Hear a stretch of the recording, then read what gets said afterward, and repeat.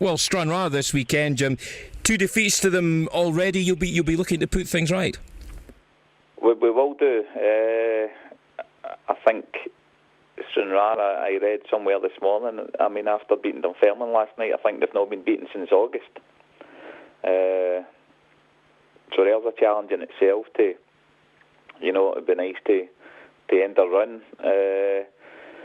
We haven't played them so recent, and, playing them twice so recently, we know them pretty well, and the last game, the cup tie that they beat us at Peterhead, really we played 35 minutes with 10 men, and we pushed on, and we were unlucky not to draw that game, I suppose. After playing so long, we were the better side in the first half. So we know that if we play well, we can beat them. But we also know that they're a team of, that's also got great spirit, great organisation, and as they show, that could take you a long way in this game. That's them beating 2 full-time teams in the last week. They beat Morton on Saturday, and then they went to Dunfermline on Tuesday night and won 3-1 in a cup tie. So, we know how tough a game it's going to be, but we'll look forward to it.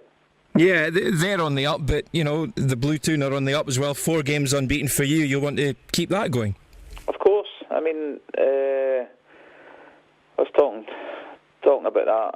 After the Stirling Albion game, when you sit and moan about stuff, and we made that hard for ourselves and whatever. You've won 3-2 away from home against a team that you've not beaten the last 2 or 3 games, so you've no divine right to go there and win. And although I think it's right to be picky about things and situations, how you lose goals, etc. I think to go away and win 3-2 away from home is a good result, regardless of who it's against.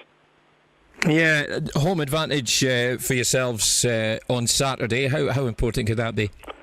Well, we've not really hit the heights at home, to be fair, this season. I don't think, apart from the United game where I felt as though we played as good as we've ever played, but the other games have been scrappy. We've played in fits and starts. Against Dunfermline, for instance, we were poor in the first half and good in the second half. But the one thing we have been is resilient, and I'm sure on Saturday, the expectation will be that we can go and win the game, and we'll feel as though we can win the game, but also there'll be a respect for the support that we're playing against a side that's unbeaten since August. So they'll get behind us as supporters, and we know at home, that it takes a lot to beat us, and if we can up our game a wee bit for our last home performance, and we'll be hard to beat, and hopefully, knowing that if you win on Saturday, it takes you 3 points closer to Stranraer, who are obviously near the top, and it would put us in the mix. So it's a big game for us. Yeah, turning Balmoor into a fortress would be great, wouldn't it? Because that would really help your promotion bid. Of course it would. To be honest, I'm actually just sitting doing a kind of a yearly review for the website, and I think we've lost in the calendar year maybe one home game, which was meaningful to a certain extent, which was against Morton earlier this season. We lost to Stirling Albion the day we get the trophy, but obviously we had already achieved what we set out to achieve. So it has been a fortress for us, and it'll need to continue to be a fortress for us if we're to have any success. And what's your team news for Saturday? Well, Ross Smith has still been missing, Ryan McInally still been missing, but apart from that, I think we're getting everybody back. Rhys Donaldson's suspension has been lifted,